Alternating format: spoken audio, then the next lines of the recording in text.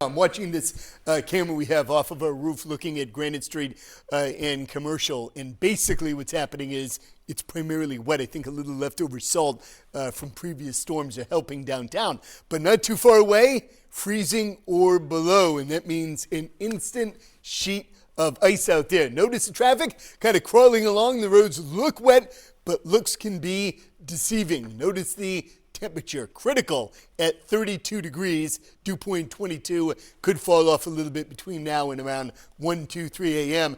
And then the temps are actually going to rise back above freezing by morning in the Queen City. So the ice event far south occurs from now through 5 or 6 a.m. Further to the north, unfortunately, the freezing temps are going to hold on. We're up to a ½ inch of ice could accumulate on power lines and trees central and north, resulting in not only the slippery travel, but some outages due to the downed tree limbs and the power lines. So we're going to be watching out for that going forward. Right now, we have the advisory in southern New Hampshire, winter storm warning farther to the north due to more ice accumulation than what will happen farther south. At this hour, looks like freezing rain for many right now. Not all of what you see north of Concord reaching the ground just yet. Same story with the light snow to the north, but the precipitation type predominantly in the next several hours will be in the form of rain, freezing on contact. So just watch out for that if you're traveling.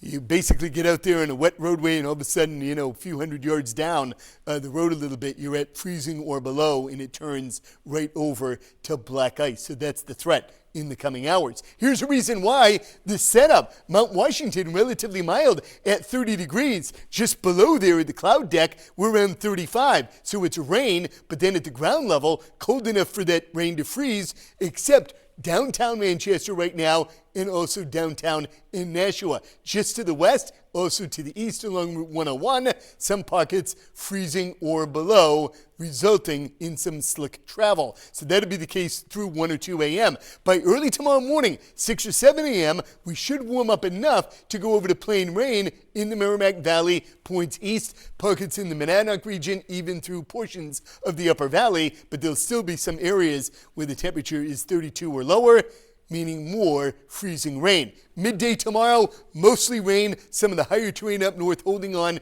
to 32 or slightly lower, so a little more freezing rain there. And this is where the tally could exceed 1/3 to a ½ inch of ice. That basically almost guarantees some power outages in this part of the state farther south. Tricky travel, but the outages much, much lower, and the threat there is more on the roads rather than due to power lines coming down. Temperatures by the afternoon, 30s to around 40, so it does warm up. Tomorrow night, however, we're going to have to watch out for some refreeze due to the temperature falling back below the freezing mark, and then by Tuesday, 10 far north, 22 or 3 south, but look at a wind chill all day long for some 0 or below. A blustery and frigid Tuesday. Wednesday, sun and clouds, could be a snow shower for some, New Year's Eve, and then back to sun, but very cold to ring in the new year on Thursday and on Friday. A little bump in the temperature by the weekend.